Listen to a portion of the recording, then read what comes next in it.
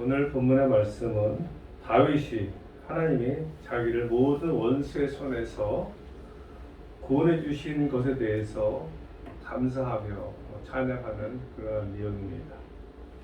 1절 말씀이죠.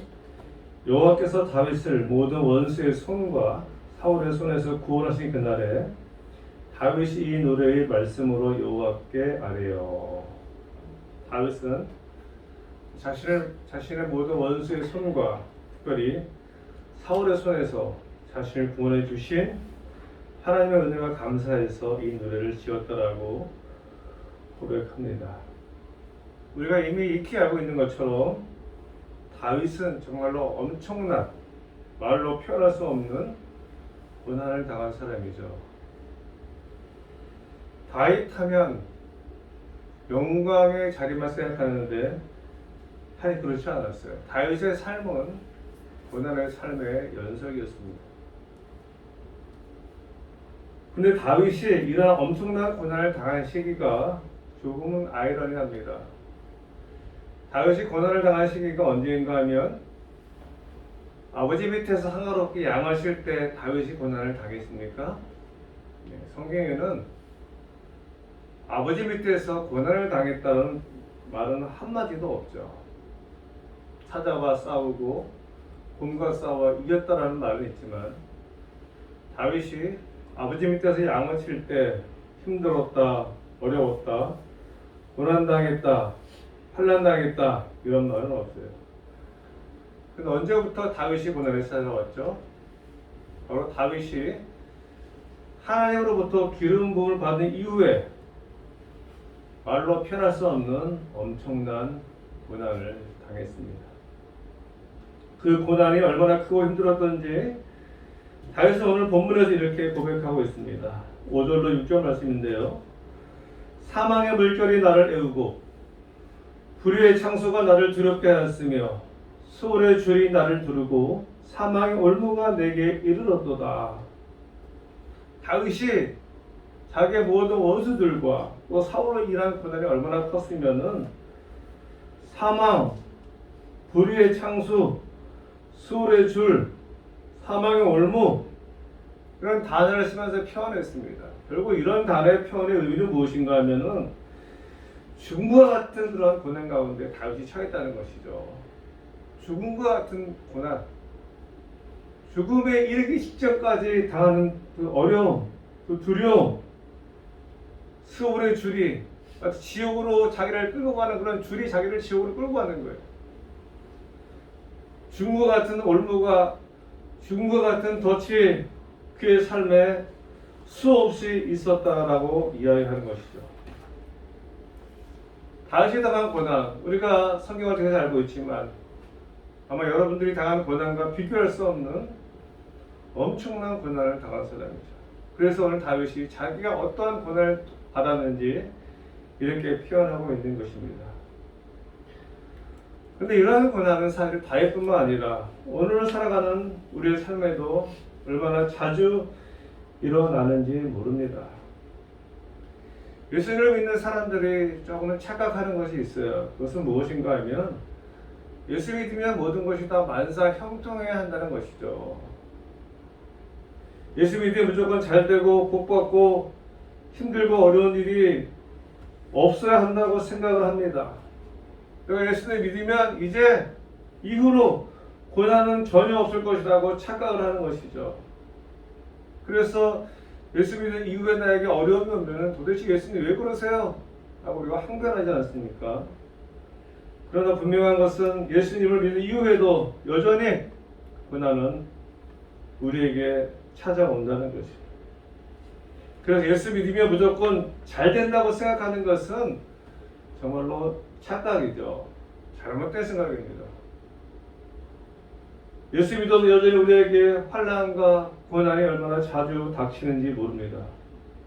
아니 때로는 예수 믿기 전보다 예수 믿은 이후에 더 큰 고난이 닥칠 때가 있어요. 다윗처럼. 물론 다윗은 하나님의 사람이었지만은 하나님께 기름 부음 받기 전에는 아무런 일이 없었는데 기름 부음 받은 이후에 엄청난 고난을 받지 않았습니까? 저도 그랬어요. 제가 올해 이제 한갑입니다. 죄송합니다. 나이 많이 먹었죠? 제가 지금까지 60평생을 살아오면서 정말로 힘들고 어려운 시기를 지낸 것은 제가 예수 믿기 전이 아니었어요. 고3 때 예수님을 만났는데 뭐 그 전까지는 어려움이 없었어요. 또 예수님 믿고 나서도 큰 어려움이 없었어요. 신학 대학원 다닐 때에도, 아니 군생활 할 때에도, 그 힘든 특전사에서 5년 있을 때에도, 직장생활 할 때에도, 신학 대학원 다닐 때도 아니었어요. 목사 안수를 받고 부교육자로 사역할 때도 아니었어요. 제가 정말로 60평생이 힘들고 어려움 언제 만나는가 하면은 이제 제가 본격적으로 하나님의 일을 시작하고자 교회를 개척하고 얼마 지나서야 않았어요. 정말로 열심히 새벽마다 기도하고 새벽 예배 끝나고 나면은 주거지 가지고서 그 빌라촌 다니면서 5층 그 알리베이터 오는 빌라촌 다니면서 2시간씩 열심히 전도지 돌리고 있죠. 그때 말로 표현할 수 없는 엄청난 고난이 찾아왔어요. 제가 지금까지 한 번도 경험해보지 못했던 고난. 그 고난이 장장 7년 같습니다. 정말로 터널과 같은 시간을 7년 보냈어요. 그리고 그 후유증으로도 7년을 보냈습니다. 14년 보냈지 않습니까? 지금도 가끔 그 후유증으로 힘들 때가 있어요. 제가 극심한 고난을 찾아올 때마다 이 고난이 얼마나 힘들고 고통스러운지 제가 하나님께 이렇게 많이 따졌습니다. 하나님, 왜 그러십니까? 제가 하나님 일을 하려고 다 포기하고 이 길에서 들어섰는데 하나님이 도와주시지는 못할 망정 왜 저를 이렇게 힘들게 하는 것입니까? 하나님 도대체 왜 이러시는 것입니까? 하고 얼마나 자주 따졌는지 몰라요. 그런데 이런 엄청난 고난 가운데서 제가 깨달은 것이 있어요. 그것이 무엇인가 하면은 제가 당한 고난으로 말미암아서 제가 알지 못했던 것들을 깨닫게 되었다는 거예요. 저에게 그런 고난이 없었다면 전혀 알 수 없는 것들을 하나님이 알게 해주셨어요. 인간이요, 많이 아는 것 같지만 아는 게 없습니다. 정말 그래요. 고난 가운데 제가 모르고 있었던 것을 저를 발견하고 깨닫게 하셨어요. 고난을 통해서 제가 알게 된 것이, 깨닫게 된 것이 얼마나 많이 있는지 몰라요. 우리가 잘 알고 있는 성경 말씀, 시편 119편 71절 말씀, 너무나 잘 아시는 말씀인데요. 고난당한 것이 내게 유익이라, 이로 말미암아 내가 주의 율례들을 배우게 되었나이다. 아멘. 다윗이 고백이에요. 고난당한 것이 내게 유익이라, 이로 말미암아 내가 주의 율례들을 배우게 되었나이다. 제가 고난을 통해서 하나님의 법을 배우고 고난을 통해서 하나님의 율례를 배울 수 있고요. 하나님이 정말로 무엇을 원하는지 제가 고난을 통해서 알 수가 있었고요. 고난을 통해서 제가 하나님의 말씀을 깨달을 수가 있었습니다. 다윗도 동일한 심정이었던 것 같아요. 시편 119편은 다윗의 시 아닙니까? 다윗도 자신의 인생에서 만난 수많은 고난을 통해서 하나님의 율례를 배웠다고 고백하고 있습니다. 사도 바울도 고난에 대해서 이렇게 증거하고 있어요. 생각하건대 현재의 고난은 장차 우리에게 나타날 영광과 비교할 수 없도다. 생각하건대 현재의 고난은 장차 우리에게 나타날 영광과 비교할 수 없도다.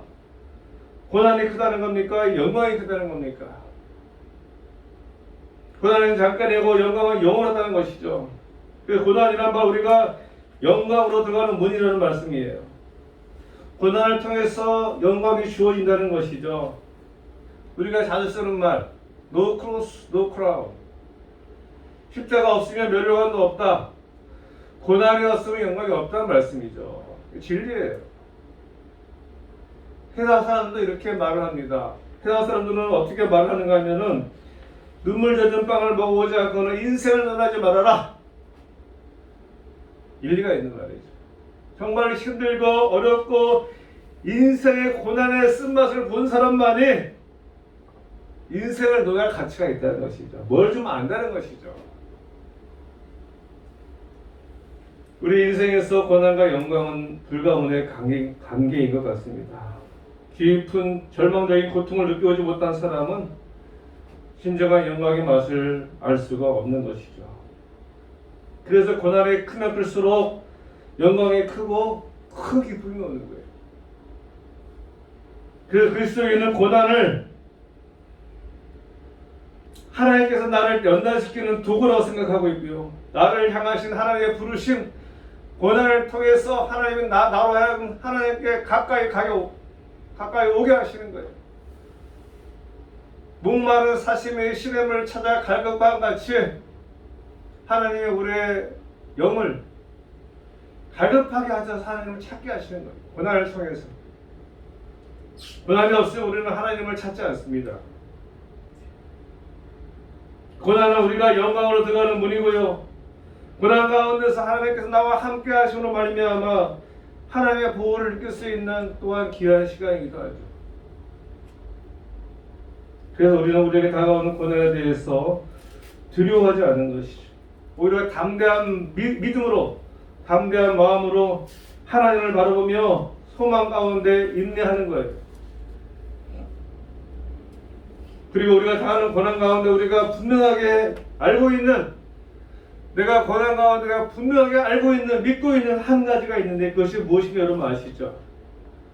하나님의 자녀인 저 여러분은 우리가 당하는 고난으로 말미암아서 절대로 망하지 않는다는 거예요. 여러분이 당한 고난으로 지금 나에게 닥치는 환난으로 말미암아서 우리가 망하지 않는다.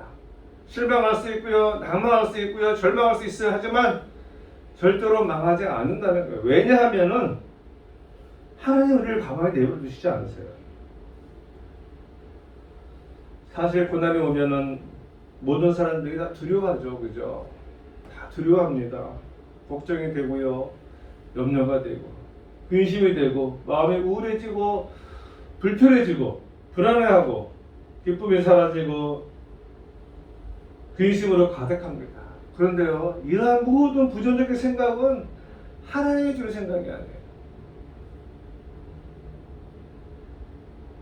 이런 모든 부정적인 생각은 바로 마귀가 가져다 주는 생각이죠. 그리고 마귀는 우리가 이러한 부정적인 생각에 사로잡혀서 낙심하게 하고 절망하게 하고 실망하게 해요. 마귀는 우리를 실족해 하고 멸망케 하고 파괴하고 낙심과 실망과 좌절을 가져오게 합니다. 무너지게 하는 거예요. 그러나 하나님은 우리에게 언제나 희망적인 분이십니다. 여러분들 예레미야 29장 11절 말씀, 여호와의 말씀이니라 너희를 향한 나의 생각을 내가 아나니 평안이요 재앙이 아니니라 너에게 미래와 희망을 주는 것이니라. 아멘. 하나님의 말씀이니라 너희를 향한 나의 생각을 내가 아나니 뭐라고요? 평안이라고 하세요. 평안하라, 염려하지 말아라, 근심하지 말아라, 불안해하지 말아라, 재앙이 아니니 너희가 이제 환난 가운데 있어도 재앙이 아니다. 너희에게 미래와 희망을 주는 것이니라. 우리를 향하신 하나님의 생각은 바로 평안이에요. 하나님은 하나님의 자녀들이 평안하게 살기를, 샬롬, 평강하게 살기를, 행복하게 살기 원하세요. 근심이나 염려나 두려움이 아닌, 걱정이나 근심이나 절망이 아니라 하나님의 생각은 우리에게 미래와 희망을 주는 거예요. 우리가 우리 자녀들에 대한 마음이 이렇지 않습니까? 우리의 자녀들이 공부 잘하고 좋은 대학교 가고 좋은 직장 가고 돈 많이 벌고 높은 지에 오르고 그것보다 더 감사한 게 뭐냐면은 날마다 행복하게 할렐루야 하고 살아가는 거잖아요. 그죠? 아무리 높은 지에 있고 돈을 많이 벌고 그런다 할지라도 맨날 근심하고 걱정하고 두려워 염려하는 그 모습을 바라보고 싶은 부모가 어디 있겠어요? 아무것도 없어도, 배운 게 없어도, 지위가 없어도 날마다 행복하게 살아가는 자녀의 모습을 보는 것이 부모의 기쁨이잖아요. 부모의 행복이잖아요. 그래서 하나님 우리에게 염려하지 말아라, 두려워하지 말아라, 걱정하지 말아라, 기심하지 말고 오히려 항상 기뻐하고 범사에 감사하며 쉬지 말고 기도하라. 할렐루야. 이게 하나님의 마음. 부모가 자녀에 대한 마음이기도 합니다.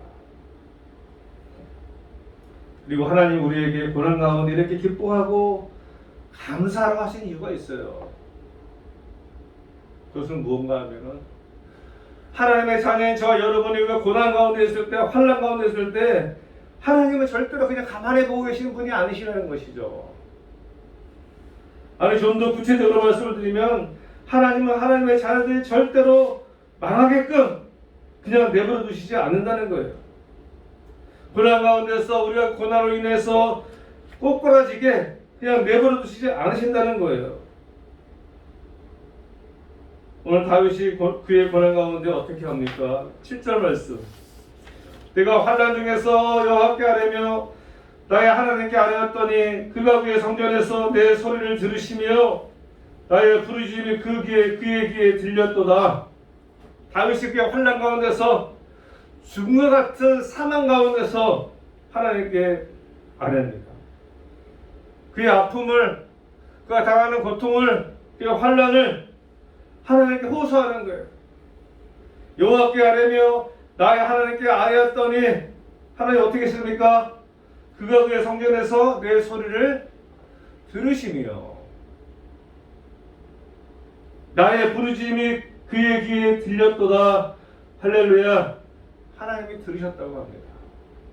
다윗의 부르짖음이 하나님의 귀에 들렸다고 해요. 당연한 말씀이죠. 하나님, 우리가 환난 가운데서 하나님께 부르짖으면 하나님이 당연히 들으세요. 자녀의 아픔을 모른 체하거나 무시하는 부모가 있을까요? 자녀가 근심과 걱정과 염려와 두려움과 고난 가운데 있을 때 그것을 그냥 보고 있는 부모가 있을까요? 사실 하나님은 우리가 부르짖지 않아도 다 알고 계세요. 그리고 우리 자녀들의 고통을 알고 있잖아요.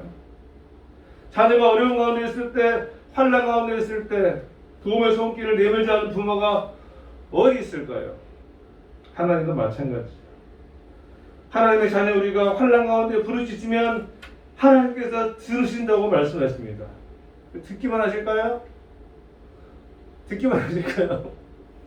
하나님 듣기만 하실까요? 우리 자녀들이 아프다, 힘들어, 괴로워할 때 부모가 그래 아프냐, 힘드냐 이렇게 듣고만 있을까요? 반응하시죠. 내가 어떻게 하면은 우리 자녀의 환난을, 고난을 어떻게 극복하게 할 수 있을까? 하나님 반응하십니다. 여러분의 부르짖음에 하나님 반응하시는 하나님. 8절로 16절 말씀이 그 말씀. 제가 다 읽어드리지 않겠습니다. 8절로 16절 엄청나게 많은 말씀을 봤어요. 반응하시는 말씀. 이 말씀은 다윗의 부르짖음을 듣고 다윗의 환난으로부터 구원하시기 위한 하나님의 능력을, 하나님의 역사를 시적으로 표현하는 글이에요. 여러분 나중에 읽어보세요. 엄청난 능력으로 천지를 창조하신 하나님, 그 친히 자신을 창조하신 이 천지를 다스리신 하나님, 그런데 하나님께서 못하실 일이 무엇이 있겠느냐? 이 말씀이에요. 전지하신 분이십니다. 전능하신 분이세요. 이런 우리의 아버지가 되시는 분이세요. 이러한 놀라운 능력을 가지신 우리 하나님 아버지께서 우리가 환난 중에 하나님께 부르짖으면 우리의 부르짖음을 듣고 반응하신다고 말씀하시는 거예요. 오늘 저와 여러분에게 어떠한 환난이 있습니까? 어떠한 어려움이 있습니까? 어떠한 고난이 있습니까? 우리 아버지 되시는 능력의 하나님께 아뢰 수 있기를 바랍니다. 우리를 사랑하시는 하나님께 부르짖으시기를 바랍니다. 하나님께서 우리가 원하시는 거예요. 그럼 어떤 역사가 일어나나요? 오늘 다윗이 고백한 것처럼 하나님께서 능력으로 역사해 주십니다. 다윗은 오늘 본문에서 계속해서 자기의 모든 환난에서 구원하신 하나님에 대해서 고백하고 있어요. 3절 하반절, 나의 구원자시라 나를 폭력에서 구원하셨도다.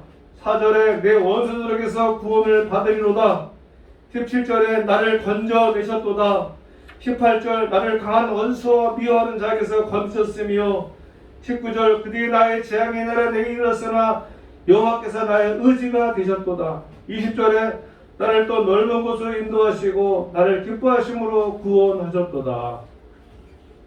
하나님은 하나님의 자신은 우리를 고난 가운데 그냥 방치하지 않으십니다. 하나님의 놀라운 능력으로 우리를 반드시 구해 주시는 거죠. 그래서 고난 가운데서 두려워하고 염려하고 비심하고 낙심하고 좌절하고 절망하는 것이 아니라 하나님을 바라보면서 기대하고 소망하는 거예요. 그러면 하나님께서 반드시 능력의 손으로 우리를 구원해 주신다는 말씀. 이게 우리의 믿음입니다. 근데 마지막으로 다윗이 한 가지 더 고백하는 것이 있어요. 21절로 25절 말씀인데요. 여호와께서 내 고기를 따라 상주시며 내 손의 깨끗함을 따라 갚으셨으니 이는 내가 여호와의 도를 지키고 악을 행함으로 내 하나님을 떠나지 아니하였으며 그의 모든 법도를 내 앞에 두고 그의 길을 버리지 아니하였음이로다. 내가 또 그의 앞에 완전하여 스스로 지켜 죄악을 피하였나니 그러므로 여호와께서 내 의대로 그의 눈앞에서 내 깨끗한 대로 내게 갚으셨도다. 아멘. 우리가 환난으로부터 하나님의 구원을 받기 위해서 우리가 해야 할 일도 있다는 거예요. 그건 바로 하나님 앞에 바로 서는 것. 날마다 죄를 지으면서 자기가 지은 죄로 말미암아 고난 가운데 빠져 있을 때 하나님 살려주세요. 하나님 어떻게 반응하실까요? 우리의 자녀들이 맨날 부모님 말씀 안 듣고 사고치고 속썩이고 범죄하고 그래가지고 도와주세요 아빠 엄마. 그러면 부모님은 어떨까요? 도와주면 안 되는 거죠. 맨날 마약하면서 돈 주세요, 술 먹으면서 범죄하면서 그가 하나님께 회개하고 돌아오면은, 그가 부모에게 회개하고 돌아오면은 그래, 그죠? 도와주는 거죠. 계속 범죄하는 자녀를 도와줄 수 없어요. 왜? 그 자녀를 도와주는 게 안 돼.